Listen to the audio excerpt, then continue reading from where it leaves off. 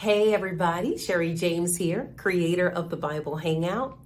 We're doing something that I call the best of the Bible Hangout.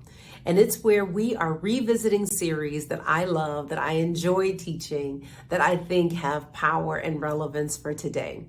And so we're looking at a series that we did in 2015, which seems like light years ago. 2015, and it was called Empower the Giant Within You. Empower the giant within you.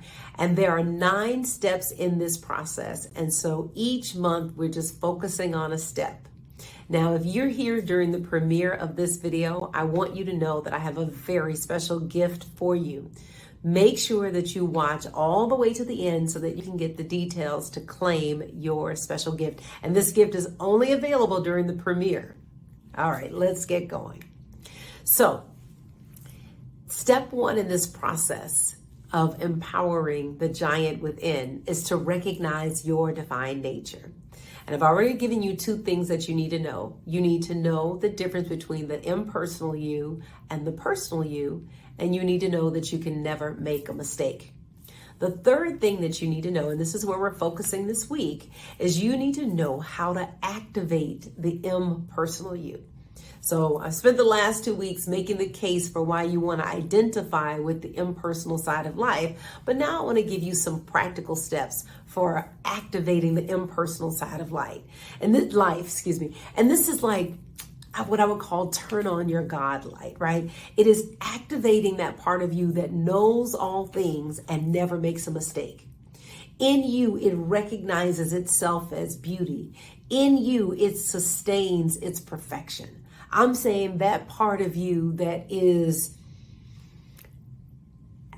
unassailable. Like you are absolutely powerful, magnificent, amazing, right? That part of you. How do you activate that part of you?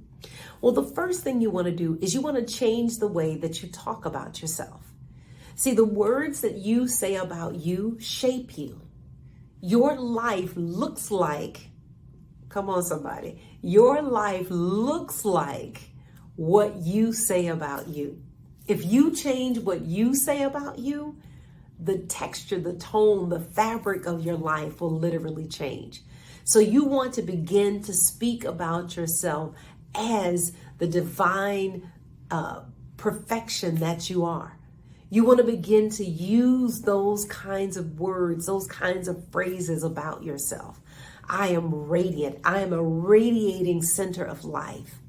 I am full of health. I am getting better and better each day. I am available to the miracles of life. Change the way that you talk about you. See, what you say about you determines who you become. You want to identify in thought, in word, and in deed with the impersonal you.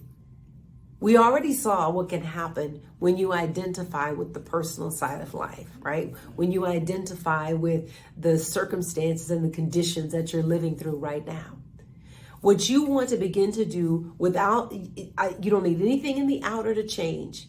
Right where you are right now, right as life is, you want to begin to identify with the impersonal you. And you want it to show up in the way that you think, the things that you think about. You want it to show up in the things that you do, and you want it to show up in the things that you say. And then this is one that I think is powerful. Practice daydreaming. I mean, literally practice daydreaming. I mean, literally, like, put it on your calendar, 30 minutes a day. Hello, somebody. 30 minutes a day where you just sit and daydream about the life that you want. Just spend time. Where you go in your mind, you are sure to follow in your behind. Take yourself to lavish places in your mind. Go there in your mind. Another thing that you can do is to put yourself around like-minded people. When you're around creative, vibrant people, they awaken creativity and vibrancy in you. And it's such a wonderful, powerful thing. Sometimes when I'm not feeling my best, I remember I've got some amazing people, and I actually build out my week. I have deliberate times during the week when I actually get on the phone. I call it my mastermind, but the real deal is that I know that in order to stay at a high level of functioning, right, that I want to put myself in environments where I'm consistently lifted up by the people that are around me. So I have those almost like stop gaps, during the week. So let's say I come out of the weekend and I don't have a great Monday. Well, got my prayer call happening on Tuesday. So if nothing else, I know the energy is going to be picked back up on Tuesday. And maybe something might happen on Wednesday. Hey, I got my mastermind call happening on Thursday.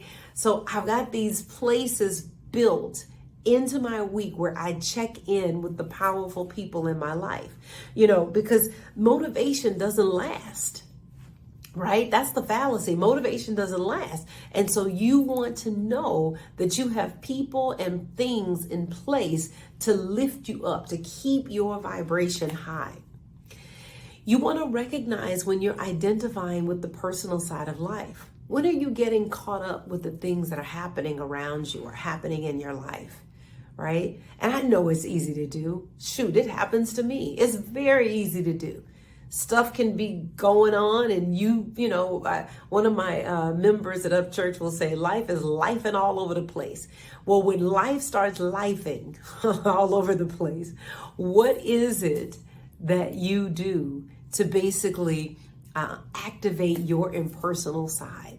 And so you want to have some deliberate practices. You want to do something every day to honor your impersonal side. Do something every day. So here's my call to action to you this week. Put yourself in an environment that inspires you. Maybe you go to the Arboretum. Maybe you go to the zoo or to a local museum. Maybe you go to a nice hotel. But put yourself in an environment that inspires you. Maybe you have friends that inspire you. Maybe you can organize an outing. Maybe you guys all go and walk at a local park together, or maybe you can jump on a Zoom together. But put yourself in an environment where the creativity inside of you is sparked. All right. Thank you so much for being here. And if you were one of the fortunate people who were here during the premiere and you watched all the way to the end, here is your gift. Thank you so much for being here. I can't wait to see you next week.